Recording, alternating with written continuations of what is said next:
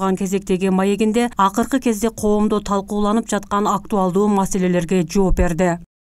Быйыл Кыргызстанда суу тартыштыгы каттуу сезилип жатат. Бул көрүнүш дээрлик өлкөнүн бардык аймактарында бар. Бишкекте да, Чүйдүн аркыл райондорунда да суу тартыш болду. Бул эмнеден улам? Кандайдыр бир жалпы себеби барбы? Биринчиден, албетте, жалпы дүйнө жүзүндө климаттын өзгөрүшү менен жылдар өткөн сайын суунун азайып бараткандыгы. Экинчиден, бизде суунун башында турган Кыргызстанда суунун тартыштыгы болуп жаткандыгынын эң негизги себеби эгемендик алгандан бери Кыргызстанда айрыкча Чүй өрөөнүндө бир дагы БСРден курулбагандыгы. Илгерки Союз мезгилинде курулган БСРлер гана иштеп турат. Эмдиги жылдан баштап БСРлерди курууга бардык күчтөрдү жумшайбыз. Акчалардын баарын ушул тармакка бөлөбүз. БСРлерди курабыз. БСРлер курулгандан кийин суу проблемасы чечилет. БСРлерге жетишпесе, Чүй өрөөнүнүн Бишкек шаарды суу менен кантип толук камсыз кылмак элек? Мен жардын кырына келген Кыргызстанды колума алгам. Четинен бардык проблеманы командабыз менен биргеликте чечип келе жатабыз. Кудай буйруса, алдыда келе жаткан жылдарда бардык проблемаларды, анын ичинде суу маселесин да чечебиз. Эгемендүүлүк алган 33 жылдын ар бир жылы бирден БСР, бирден эле ГЭС курулуп турушканда, азыр 33 ГЭС, 33 БСР иштеп турмак. 33 ГЭС бери дегенде 300 мегаватт электроэнергия берип турмак. Мен бир эле тармак боюнча мисал келтирдим. Айта берсем, маселе көп. Чыдаш керек, чечебиз баарын, убакыт керек. Туристтик сезондун башталышы менен жол кырсыктарынын саны көбөйүүдө. Ушул багытта алдын алуу иштерин жүргүзүү тапшырмасы берилди беле? Албетте, тапшырмалар берилген. Майилер иштеп жатышат, түшүндүрүү иштери да жүрүп жатат. Бирок көп авария катталып жаткандыктын биринчи себеби айдоочуларда. Акыркы 20-30 жылда көпчүлүгү окубай туруп эле айдоочулук күбөлүк сатып алгандар. Эрежени сакташпайт, жол белгилерин билишпейт. Азыр рейд өткөрүп четинен сурап көрсөк, дээрлик 90% айдоочулар жооп бере алышпайт. Бул проблеманы чечиш үчүн 2 жылдан бери катуу иш жүрүп жатат. Мындан ары окубай туруп эч ким айдоочулук күбөлүк ала алышпайт. Окуп, жол эрежесине байланыштуу толук жооп бергенден кийин гана айдоочулук күбөлүк берилет. Жооп бере албаса, экзамен тапшырып жүрө беришет.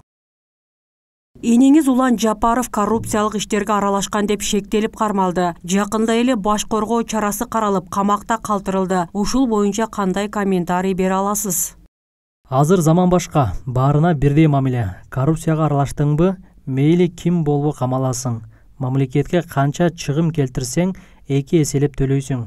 Анан чыгасың, төлөбөсөң жата бересиң. Менин иним эле деп камабай койсом, башка инилерим да аралаша баштайт да. Кыргызда жакшы сөз бар. Бирге жаза, миңге сабак деген. Мына менин комментариим. Быйыл бир катар ички жолдор оңдолуп жаңыланып жатат. Болуп көрбөгөндөй көп сандаган техникалар сатылып алынды. Жетишип атабы? Мамлекет жолдорду өзү салабы? Мындан ары жолдорду мамлекет өзүбүз курабыз. Буга чейин ар кандай шултоолорду айтып, техникабыз жок же адистерибиз жетишпейт деген шултоо менен чет өлкөлүк компанияларга же жеке жактарга 3-4 эсе кымбат баага берип келишкен. Себеби алар менен бөлүшүп жегенге ылайыктуу болгон. Сага тендерден утуп берем, мага баланча процентин бересиң деп ачык эле соодалашып жеп келишкен. Бул эч кимге жашыруун эмес. Ошондуктан транспорт министрлигине техникаларды алып берип, жолдорду өзүбүз сала баштадык. 3-4 эсе арзан. Азыр дагы толук техникаларыбыз келе элек.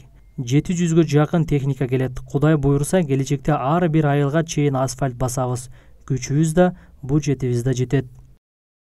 Мурдагы министр Динара Кутманова тушунда кызматта тургандардын бир катарына, анын жакындарына кылмыш иши козголду, кармалды. Динара Кутманова убагында сизди Кумтөр маселесинде каттуу колдоп, кийин сиз бийликке келгенде жалгыз айым министр болуп иштеп, ишмердүүлүгүнө карата ар кандай пикирлер айтылып келди. Ага кылмыш иши козголду. Баламды бандиттер уурдап кетишти, акча талап кылып атышат деп да чыкты. Ушул боюнча сиздин пикир кандай? Баласын эч кандай эч ким уурдап кетпептир. Мага да Динара айым ыйлап кайрылганынан чындап эле ишенип алыпмын. Дароо министрге чалдым. Чалсам, спектакль уюштуруп атышыптыр, дейт. Көрсө, жоопкерчиликтен качыш үчүн өздөрү уюштуруп коюшуптур. Туркияда кармалып турат. Жакында депортация болуп келет. Кумтөр маселесинде колдоду эле деп кантип жоопкерчиликтен четтетип коебуз. Мага жеткен маалыматтар боюнча Кумтөрдөн жаратылышты жашылдандырууга деп бөлүнгөн акчаларды жеп коюптур деп атышат. Бир тууган сиңдиси дароо баарын ачык айтып чыкты. Кайсы акчалар каяка кеткен, кимиси канча акча алган жана башка баарын айтып көрсөтмө берди. Эми баласы келсе ал да сурак берет, тергөө көрсөтөт, таза болсо акталышат, жеп койгон болсо төлөшөт.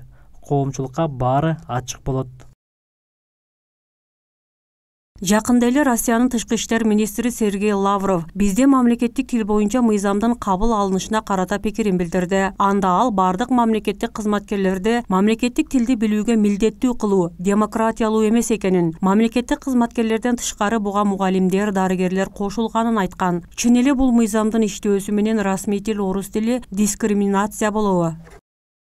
Сергей Лавров мыйзамды окуй туруу эле сүйлөп атса керек. Ал мыйзамда орус тили дискриминация болсун деген түшүнүк жок. Тескерисинче, орус тили расмий тил катары колдонулат деп турат. Бул норма баш мыйзамда да бар. Бул нормалар кала берет. Мугалимдер менен врачтарга тиешеси жок. Элестетиңиз, мектепке орус улутундагы орус тил мугалимин алып атабыз дейли. Анан аны сен кыргызча билбейт экенсиң деп кызматка албай коебузбу? Бизге кыргыз тили кандай керек болсо, орус тили да ошондой керек. Анткени КМШ өлкөлөрү менен орус тилсиз иштей албайсың. Кытай, Араб өлкөлөрүнө, ошол эле Европа өлкөлөрүнө барганда да орус тилинде сүйлөшүп атпайбызбы? Бул жерде биз өз тилибизди да толук өздөштүрөлү деп атабыз да. Мамлекеттик кызматкерлердин, депутаттардын сүйлөгөндөрүн байкасаңар, жарымы орусча, жарымы кыргызча. Эч бирибиз же толук орусча сүйлөбөйбүз, же толук кыргызча сүйлөбөйбүз. Аралаштырып, урдуруп кете беребиз. Ошондуктан эки тилди тең бирдей өздөштүрөлү. Керек болсо англис, француз, кытай тилинде үйрөнөлү. Канчалык көп тил билсең, ошончолук өзүңө жакшы эмеспи?